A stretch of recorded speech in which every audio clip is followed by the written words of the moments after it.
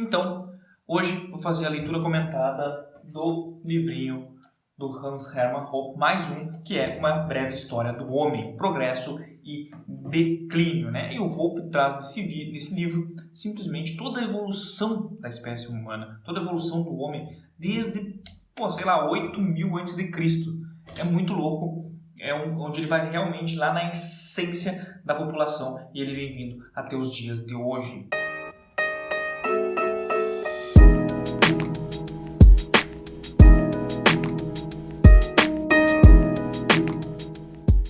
E ele traz, o primeiro ponto é o problema que nós tínhamos onde antigamente a população consumia tudo, nós não produzíamos nada, a gente só consumia. Então a gente comia o gado, a gente comia as frutas, a gente não plantava e a gente não criava gado, não reproduzia, né? E isso acabava fazendo com que nós tivéssemos sempre um problema onde, conforme aumentava a população, diminuíam os bens, eles ficavam mais escassos e nós ficávamos nessa eterna armadilha de quanto crescia a população morria por falta de alimentação e etc, né? Inclusive, isso ele vai depois introduzir a questão da formação da família, né? Onde ele dizia que antigamente é diferente do que todo mundo acha. Resumindo para vocês, é uma grande putaria, né? Então, as mulheres deitavam com todos os homens deitavam com todas as mulheres da tribo. O homem produzia para toda a tribo, não somente para sua mulher e para o seu filho, porque o filho dele era o filho de todos, ou seja, o filho de uma mulher com um homem era o filho de todos os homens, né? O filho de um homem com uma mulher era filho de todos os homens. E também as mulheres ajudavam a criar, obviamente, então era a questão da tribo onde todo mundo ajudava todo mundo, que alguns autores vão dizer é a época do comunismo da pré-história, né? Mas Hoppe diz que isso é uma bobagem, então vamos se basear no autor. Isso, inclusive, dá a entender do porquê que, antigamente, a traição da mulher era muito mais grave que a do homem, né? Porque a mulher, ao ter o filho de um homem, e que todos tinham que criar, ou seja, tu estava sustentando o filho de todos, né? No momento em que começou a se formar as famílias, por que começou a se formar as famílias? Porque a mulher começou a ver que os seus filhos estavam nascendo mais fracos, outros mais fortes, então ela começou a procurar homens mais fortes, homens que conseguissem proteger mais ela e, obviamente, a sua cria. Então ela começou a selecionar melhor os homens. E os homens começaram a ver que isso era muito mais interessante, onde ele só tinha que criar, só tinha que sustentar uma mulher e um filho, ao invés da mulher e dos filhos de todos, começou a formar a família. E aí entra a questão da traição da mulher ser pior que a do homem, porque como a mulher produzia o filho, né, não tinha como a mulher esconder o filho do homem, necessariamente. Se ela escondesse, se o cara descobrisse que esse filho não era dele, era muito grave, porque ele estava sustentando um filho que não era dele. Do outro lado, não que não fosse grave, né, a questão do homem trair, mas do outro lado, se o homem traísse a mulher, ele não teria como levar essa criança para casa, entendeu? Não tinha como o homem pegar a criança da traição e botar para a mulher dele criar, né? Já a mulher, escondendo que era de outro cara, simplesmente o cara iria gastar os seus recursos, iria se sacrificar, né? Iria trabalhar muito para sustentar aquela criança que não era dele. Por isso que era mais grave, como eu disse antigamente, a traição da mulher perante a do homem. Então, basicamente, o que acontecia, né? A população crescia e a renda per capita também, mas a questão dos bens per capita diminuía, porque quanto mais população, mais gente comendo fruta, mais gente comendo gado, né? E a Revolução Neolítica ela vem para isso. Na Revolução Neolítica, a gente conseguiu simplesmente sair dessa armadilha que se chama armadilha malthusiana, onde a população mundial estava sempre naquele platô, né? Porque crescia, faltava comida, morria, crescia, faltava comida, morria. E aí as tribos tinham que migrar para outros locais. No momento em que veio a Revolução Neolítica, nós começamos a inventar a agricultura e a pecuária, ou seja, nós começamos a replantar as árvores. Nós começamos, ao invés de simplesmente caçar e matar para comer aqueles animais, nós começamos a tratá-los como rebanho propriamente dito, começamos essa reprodução, né, da pecuária.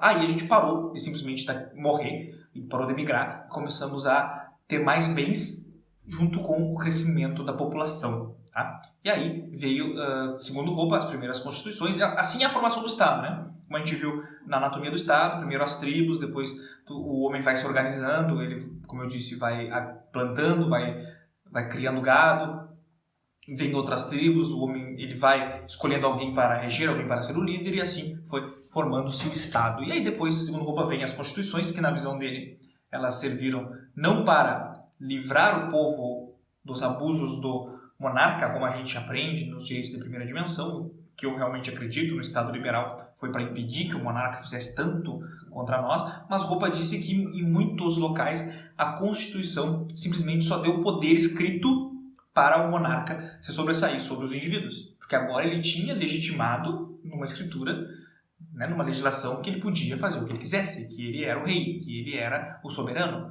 Isso ele traz. E aí ele entra novamente naquele que é o grande conceito do Hoppe, né, que é aquele grande defende, onde ele diz: a monarquia é melhor que a democracia, porque o monarca ele tem que deixar frutos para o seu herdeiro. O presidente ele tem só 4 ou 8 anos e o próximo que vai entrar pode nem ser do partido dele. Então ele vai tentar consumir o máximo que ele puder desse poder, diferente do monarca, aonde ele tem que preservar a propriedade, porque ela legitimamente é dele, né? E a propriedade do presidente não é de ninguém, porque o que é público não é de ninguém, não tem dono. Então o presidente seria somente o zelador do poder e o zelador dos bens públicos, né? Isso é o que o Hoppe traz.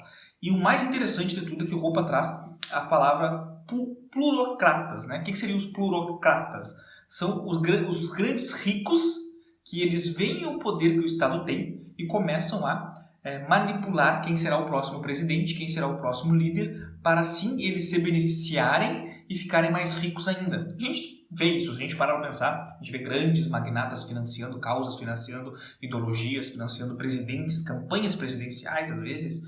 Por quê? Porque quando aquele presidente chegar lá, ele vai ser agradecido por esse super rico e vai, talvez, conseguir um lobby, privatizar alguma empresa para ele, ou passar alguma lei que ele queira, e aí ele vai ficar mais rico, vai ficar mais poderoso. Então essa elite, que não é a elite do livre mercado, não é a elite que se defende da livre concorrência, e sim a elite onde eu já tratei sobre isso em outros vídeos, que é o pessoal em que os megas empreendedores, eles não são 100% capitalistas, eles gostam do socialismo, eles gostam do estatismo, eles gostam de regulação, de legislação, de taxa, porque isso mantém eles lá em cima e afasta os pequenos. Então, basicamente, esses são os pontos principais que eu vi no livro. É o terceiro livro que eu li do Hoppe.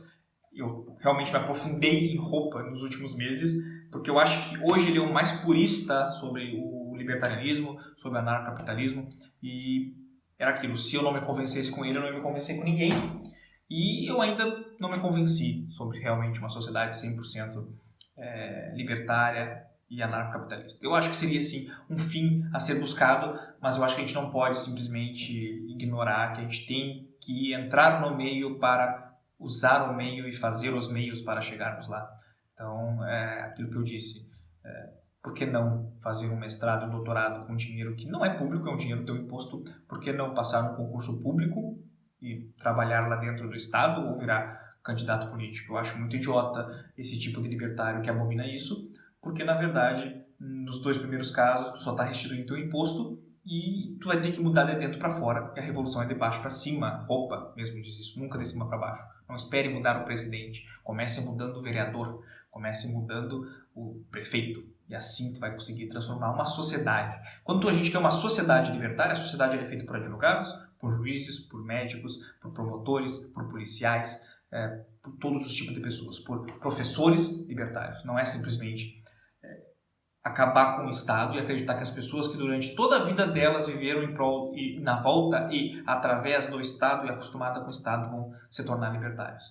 Essa é a minha visão. Então foi muito bom ler Hoppe, aprendi bastante, mas vou me aprofundar mais ainda em leituras libertárias, porque eu não acredito muito nesse purismo de seguir uma doutrina a fio, né? Para vários aspectos na vida, tu pode ser um pouco libertário, tu pode ser um pouco conservador, tu pode ser um pouco mais estatista, o que eu não sou em nada, tá? Mas pode acontecer de ter alguém que se encontra estatista nesse momento, porque não vê uma solução melhor, isso é normal, mas a leitura e o aprofundamento em uma matéria sempre vai fazer tu ter novas reflexões. Então, é mais um livro do Hans Hermann Hoppe, o terceiro aqui desse canal, e eu recomendo fortemente, tanto esse, quanto o que deve ser feito, e quanto Democracia, o Deus que falou. Por hoje é isso, valeu!